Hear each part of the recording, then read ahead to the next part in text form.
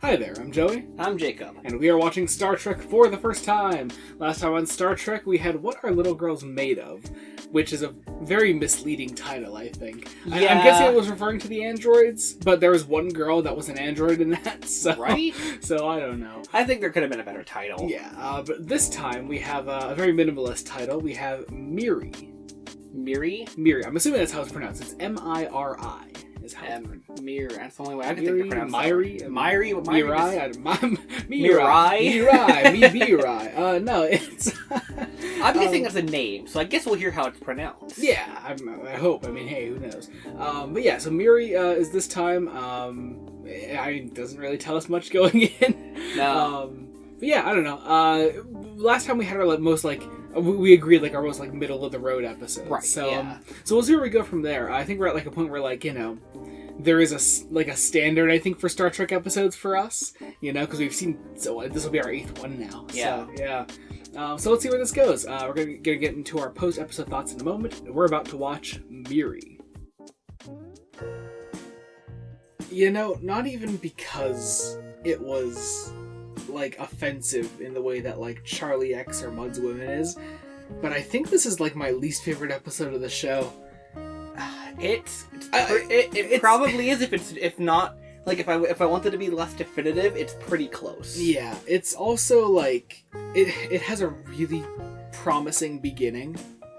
Yeah, it starts off on this great intrigue. There's this other Earth, they say, and there's this older man who acts like a child, dying in the street, and it's an abandoned Western looking town, and Spock says it's the architecture is similar to mid 1960s. Yeah, which is very purposeful for its airing setting. Yeah. Well, they say it was 300. These kids are about 300 years old. Right. But it's okay, so it starts off super interesting, and we meet this girl named Miri who has a thing for Kirk, and she's scared, and she tells them about the grups, or the grown-ups, I guess. And which is weird because it's, is that an accurate description? Because they don't really have grown-ups, because they die the second they become grown-ups. But I guess, but at the same time, remember, their memories are really long, I'm guessing, all these kids, because they're at least 300 years old. So they would remember the before time, the before all of the Grups died time. So I guess, basically, through the game of living basically forever, and just telling the same stories back to yourself, you simplify words and knowledge. Yeah. I will say I really loved the makeup on the people with the disease. Yeah. I mean, not just little splotches on people, but when they were when they were full transformed. turned. Yeah. Specifically that girl Louise. Later on in the episode, who attacked Kirk and died, she looked really creepy, actually. Yeah, I was that's honestly. a creepy looking... I struggle to call her a Star Trek monster, but she looked... basically. She was. Closest we had to a villain in the episode, Yeah, I don't know. But I said during the episode, never let it be said that the Star Trek makeup department sleeps on their job. Yeah. They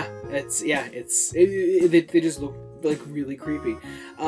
Also, something I pointed out as we were watching this, I've always known Captain Kirk as James T. Kirk. That's how I've always known the name. Yeah.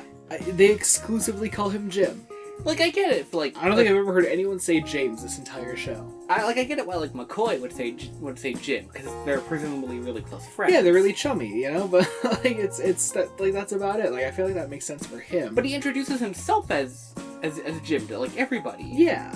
Even the kid here, he's like, hey, my name is Jim. How you doing, Jim? It's all right, sure, that's whatever.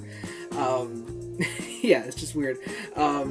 I started taking notes with this episode because I realized that I'm more and more forgetting to mention things as we record things. I wrote down in my notes here the puberty disease, which is basically what this is.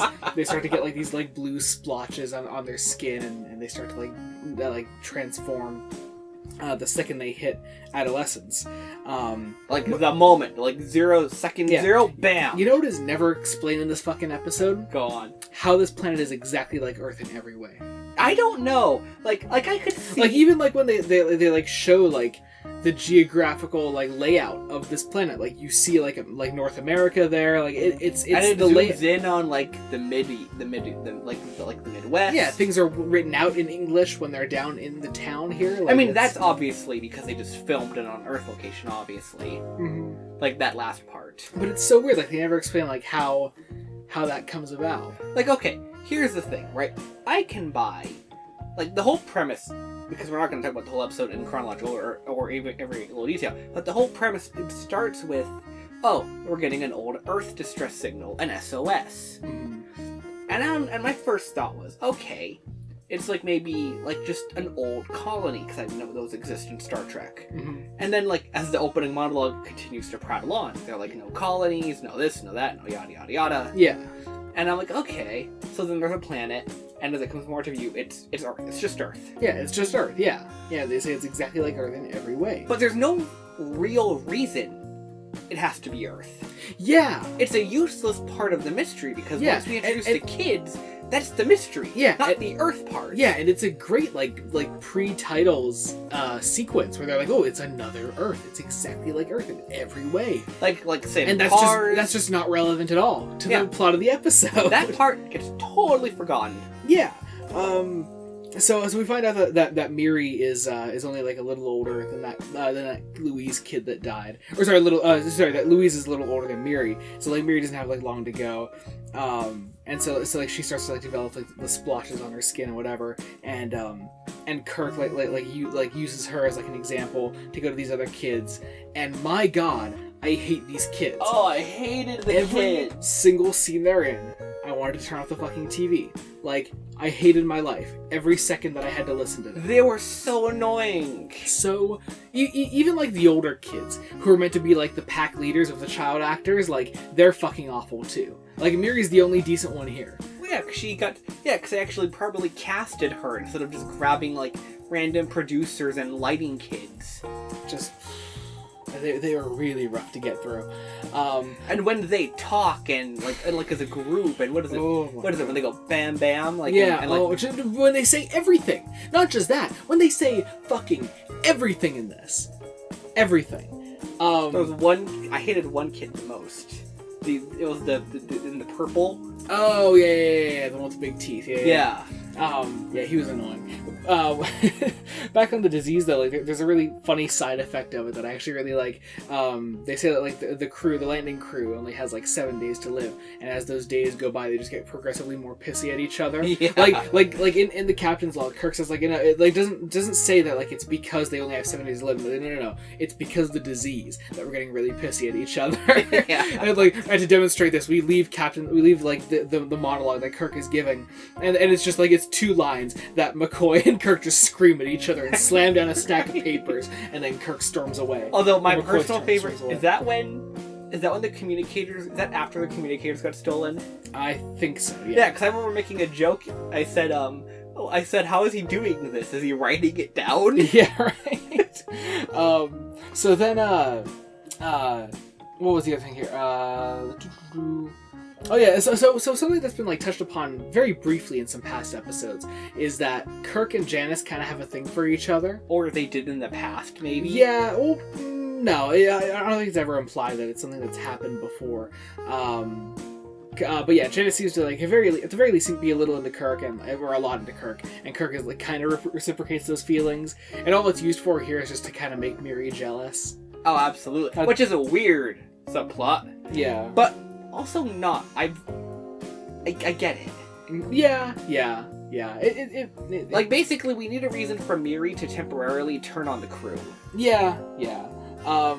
Also, Janice gets captured at some point by the kids. There's that. Mostly because of the aforementioned jealous thing. Also, 6 people come down with this landing crew. So there's Kirk, there's Spock, there's McCoy, there's Janice, and 2 other red shirts. And they don't even bring them down here to die. They just disappear for like 50% of the episode.